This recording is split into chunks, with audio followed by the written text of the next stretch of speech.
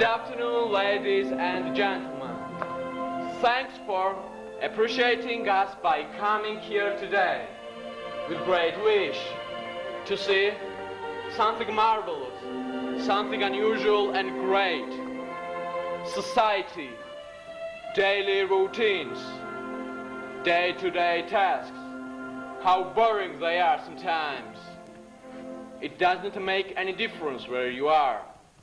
Far in the United States, England, France, China, or ancient Greece.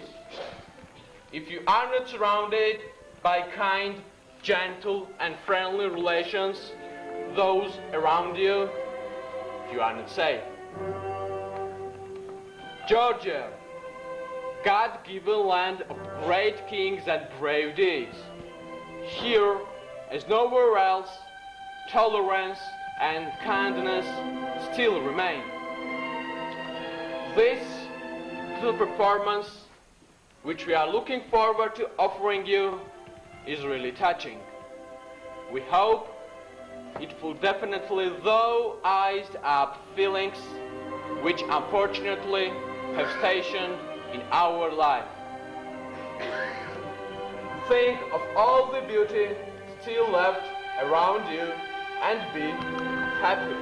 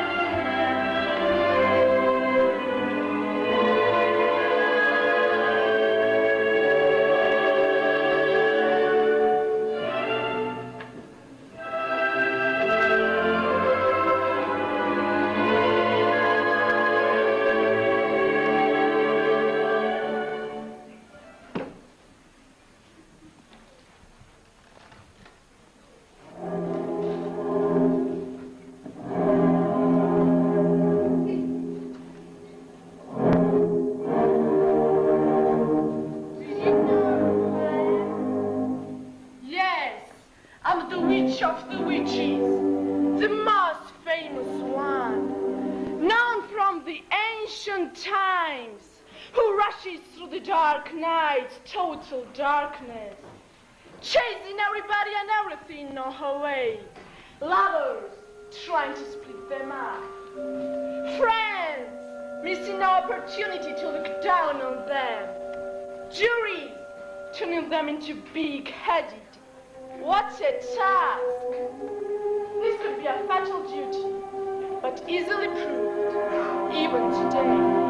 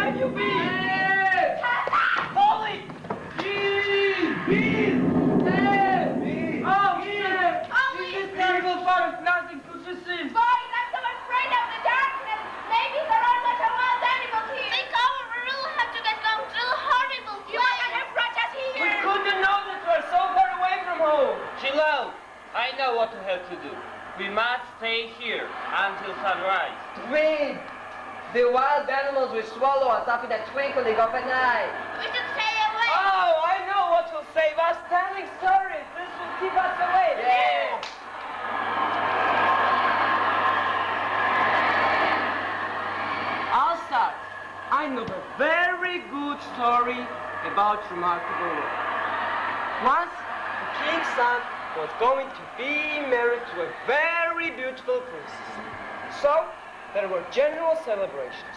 There were many rockets, but one was so big-headed that he thought he was a remarkable one. He did not like Roman candle, who was much more beautiful than he. He did not like flashing wheel who was brighter than he. He thought he could fly to the highest point in the sky, but he failed. Even lying in a pond, he thought he was the best. Neither goose nor children paid any attention to him.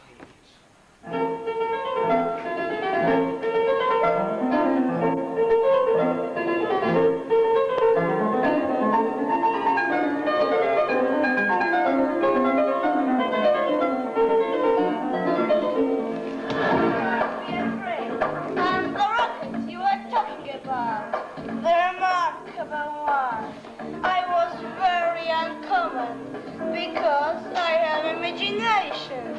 I think of things quite differently. The only thing that sustains one through life is the consciousness of the immense inferiority of everybody else, and this is a feeling. What a trivial view of life. People have the world of toys. Can just a human create a great sensation using that feeling?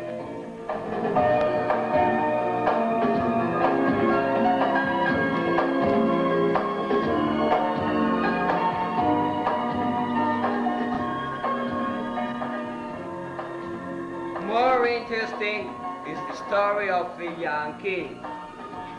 The old king, when on his deathbed, moved by remorse for his great sin, had sent his servant for his real descendant, his grandchild, who was brought up by shepherds. Being in palace, midnight sounded from the clock tower. He glanced at antique ornaments, pouring rose, water over his head, and throwing flowers on his pillow. Soon he fell asleep. While sleeping, he saw how starving women and children were embroidering flowers on his cloak, how divers were looking for the pearls at the bottom of the sea to decorate his crown, how poor men were seeking for the rubies through the desert. When he woke up, he remembered his dream and said to his lord, "Take his clothes away, for I will never wear them." Everybody was amazed. He refused to wear a king's gown on the day of his coronation.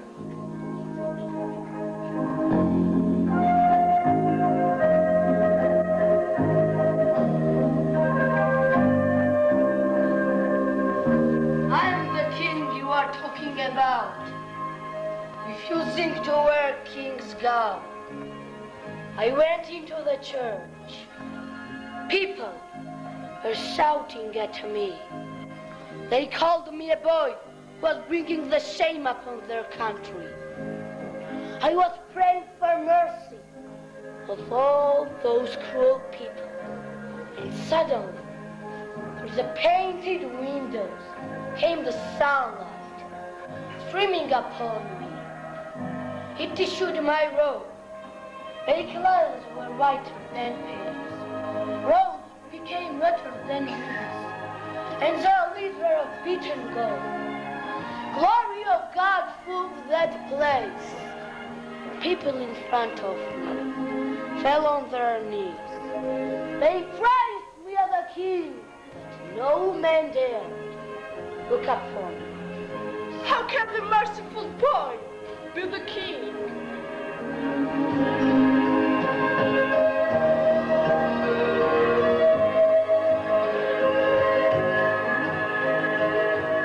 How can the person's features be humiliated in the tale of the birthday of Infanta? It was the birthday of Infanta. She was 12 years old. Chopin celebrated her birthdays in great fun. There were noble boys, fantastically dressed. The arena was full of funny horses. And Infanta acted so well that Infanta was even amazed. But the funnest part of whole morning's entertainment was undoubtedly the dancing of the little dwarf.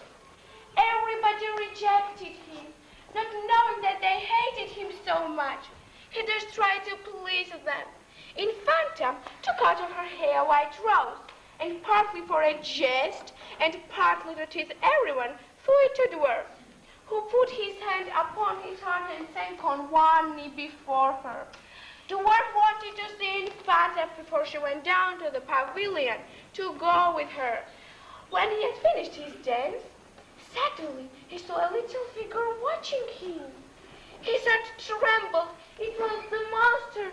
The monster imitated his actions, and he realized that it was him. He had never seen himself before. He looked so miserable and so ugly. That's why everybody laughed at him. Why had they not let him in the forest where are no mirrors? Why had his father not killed him rather than sell him to his shame? Hot tears poured down his cheeks, and he tore his precious white rose. He fell down and never looked up again.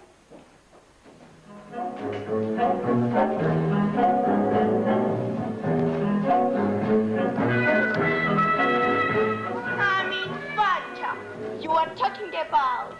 I'd love to have somebody who always pleases me, but not so sensitive and meek as this dwarf is.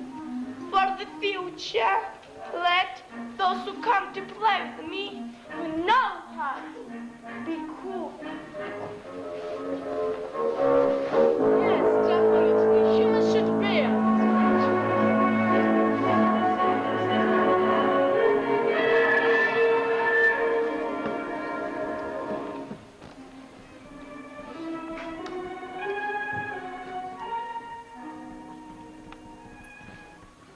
But main feelings still remain forgotten in the story of the Nightingale and the Rose.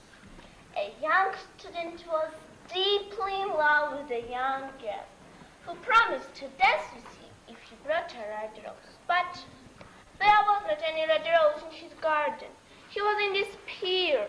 Watching of it, the Nightingale was happy and named it True Love. She decided to get one for a young student, but there were only white and yellow roses in the garden. At last the tree offered her to give the red rose, which the Nightingale had to paint with her own heart's blood. The Nightingale agreed. When the moon shone heaven, the Nightingale flew to the rose tree and sat with her breast against the thorn. All night long she sang with her breast against the thorn. The thorn went deeper and deeper into her breast, and her life blood ebbed away from her.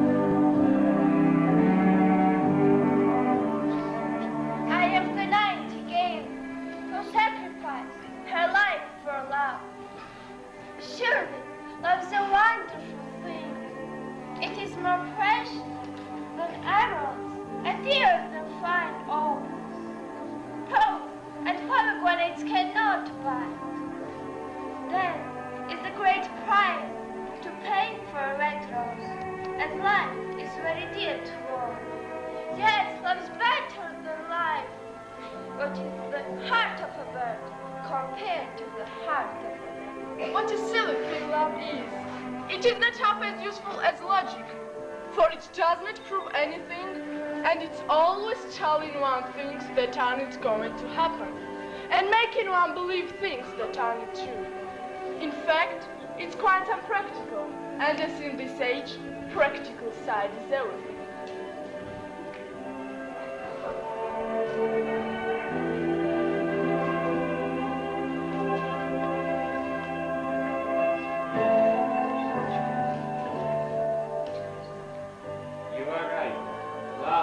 Friendship always go hand in hand. I know one story about the devoted friend. Hans and Miller were friends, but can we call Miller the real friend? Little Hans worked for the Miller. The Miller said all kinds of beautiful things about friendship, which little Hans took down in the notebook and used to read at night. The real friend should have everything in common, the Miller used to say. And little Hans nodded and felt very proud of having a friend with such noble ideas. The rich Miller never gave little Hans anything in return. though he had 100 sacks of flour in his mill. Hans never troubled him. He loved Miller and was very devoted to him. One evening there was a dreadful storm. Little Hans was sitting by his fireside when Miller came and sent him for the doctor, who lived far away. Little Hans lost his way. He wandered off on the moon, which was a very dangerous place, full of deep holes. Little Hans drowned. His body was found the next day.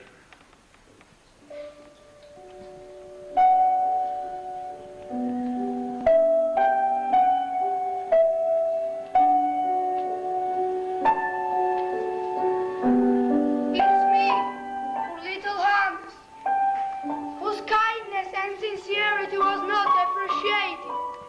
But still love is all very well in its way, but friendship is much higher.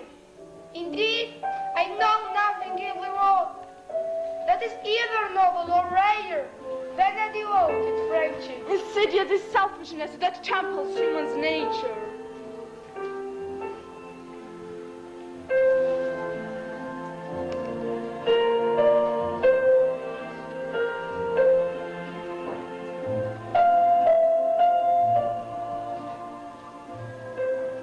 I will never forget this night.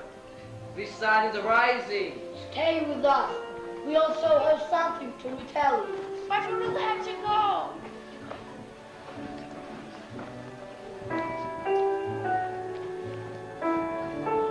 But friends, do you remember Happy Prince? Why hasn't he come today? Because he's there in heaven. Happy Prince, we will never forget your story.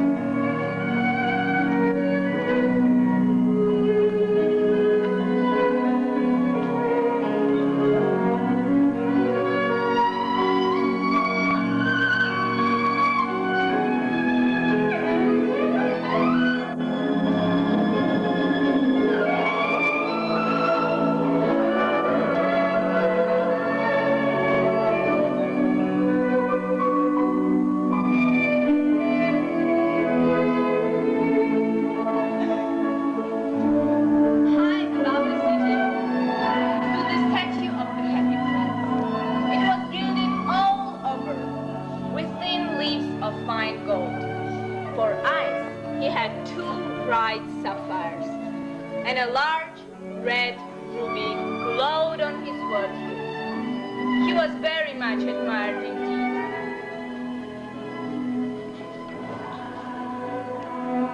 I'm glad there is someone in the world who is quite happy. Look at this sword. It is all covered with precious stones. He looks like an angel we have seen in our dreams.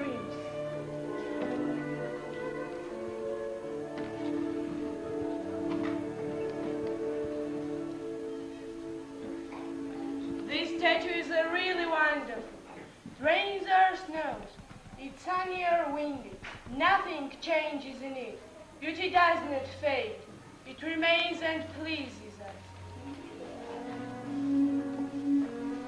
One night there flew over the city a little swallow. His friends had gone away to Egypt 6 weeks before. He had stayed behind, for he was in love with the most beautiful reed.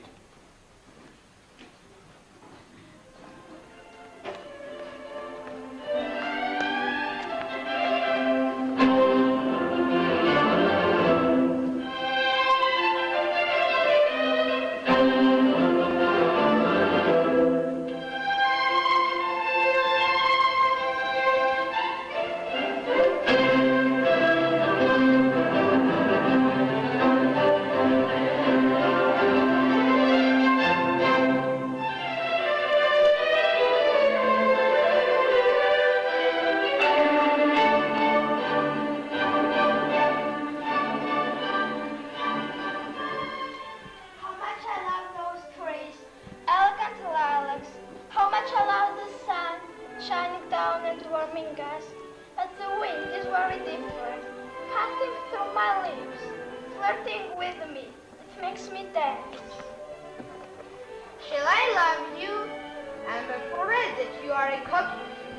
You're flirting with the wind. I love traveling and my wife should love traveling too. Will you come away with me? I am off to the pyramids. Goodbye. All day long he flew, and at night time he arrived at the city. He saw the statue on a tall column and flew just between the feet of the happy prince. Oh, I have a golden bedroom.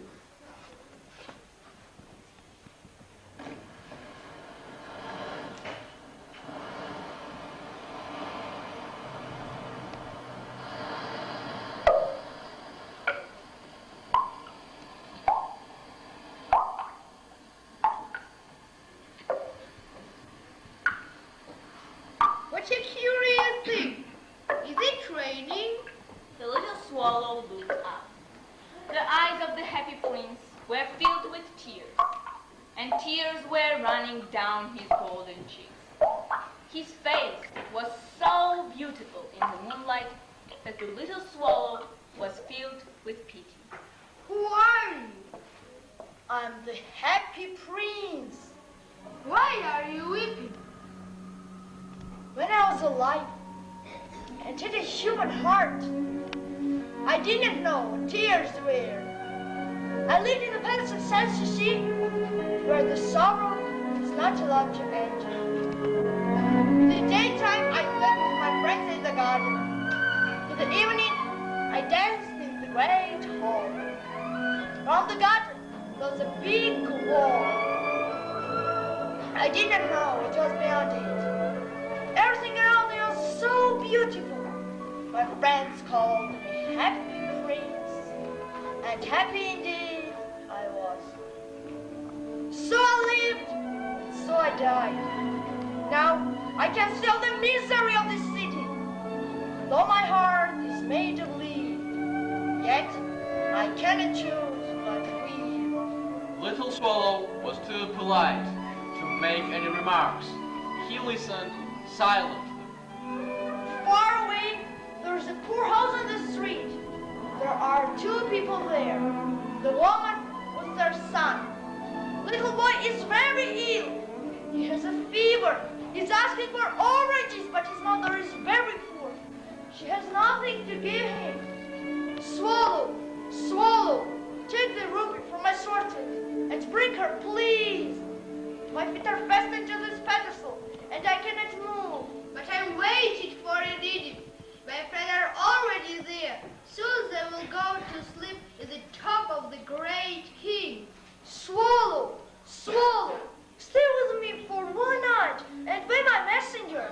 It's very cold here, but I will stay with you for one night.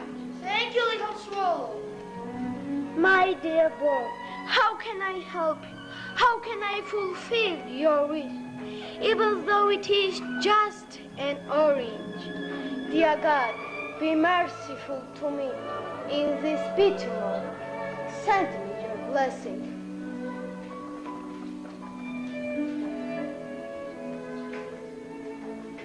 Oh, my words were heard. Thank you, dear God. He passed by the cathedral tower, where white marble angels were sculptured. He passed by the palace and heard the sounds of dancing. He passed over the ghetto and saw the old Jews bargaining with each other and weighing out money in copper scales. When he flew back, he told the prince about what he had seen. It's curious. It's cold, but I feel warm. That's because you have done a good action. Tonight I'm going to Egypt. Do you have any commission for it? I am just starting. Swallow, swallow, will you stay with me for one night? But my friends are waiting for me. Far away, across the city, I see a young man. He's trying to finish a play for a theater, but he's too cold to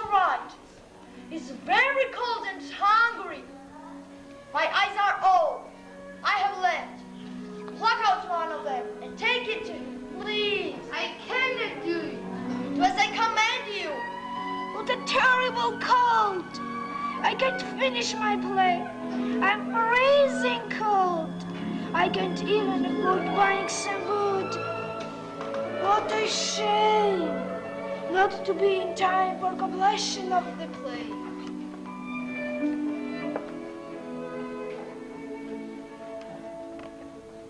This should be from one of my admirers. Thanks God for hearing my prayers. I'm going to eat.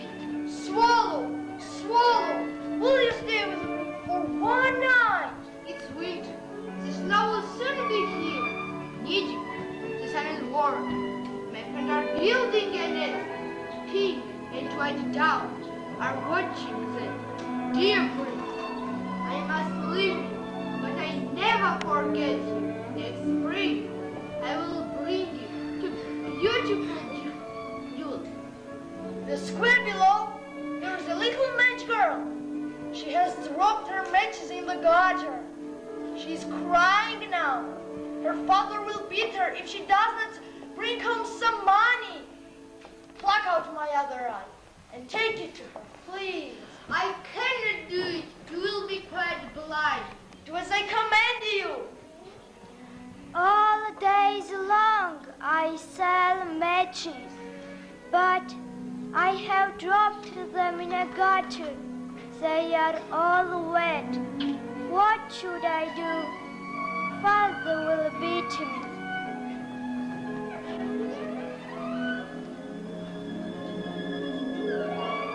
Thank you, little swallow. Now, dear swallow, you must go to Egypt.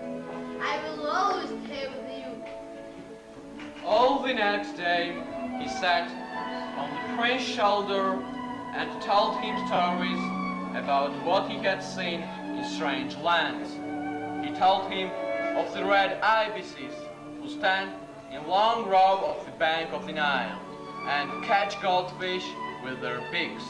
Of the Sphinx, who is as old as the world itself and lives in deserts and knows everything. Of the king of the mountain of the moon, who is as black as ebony and worships a large crystal. Of the great green snake who sleeps in a palm tree and has 20 priests to feed it with honey cakes. And of the pygmies who sail over a big lake on a large flat leaves and are always at war with the butterflies. Dear swallow, you told me of many things. Now fly over my city and tell me what you see there. So the little swallow flew over the great city and saw the rich making merry in their beautiful houses, while the beggars were sitting at the gates. He saw the white faces of starving children looking out listlessly at the black streets.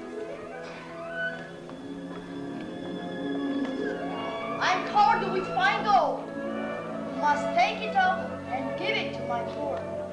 The living always think that the gold can make them happy.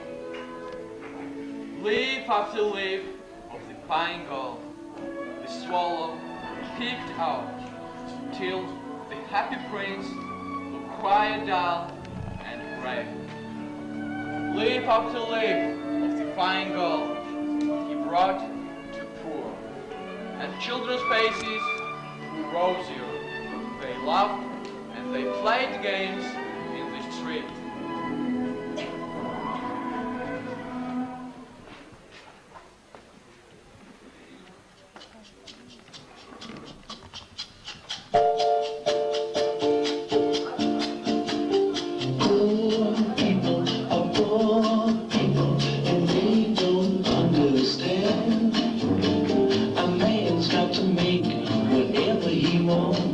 And take it with his own hand.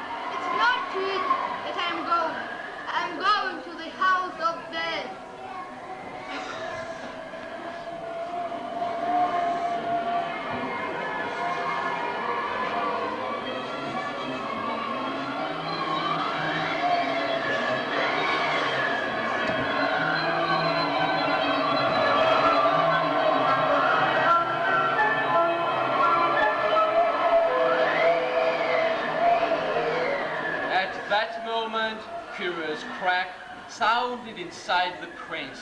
His leaden heart had snapped in two.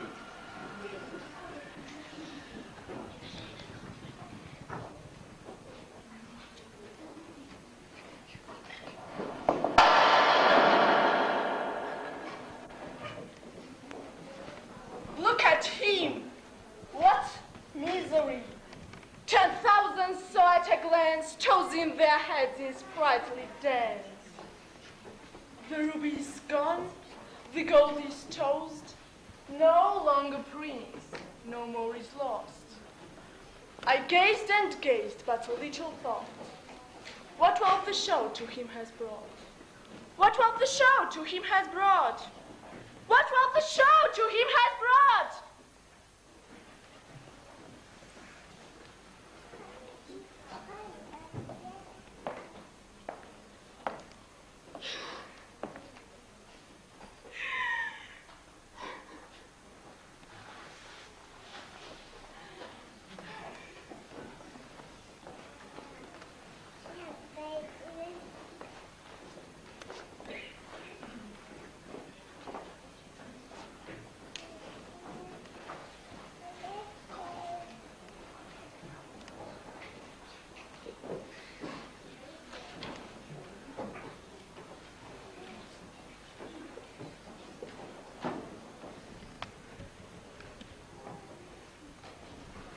Angel, bring me the two most precious things in the city.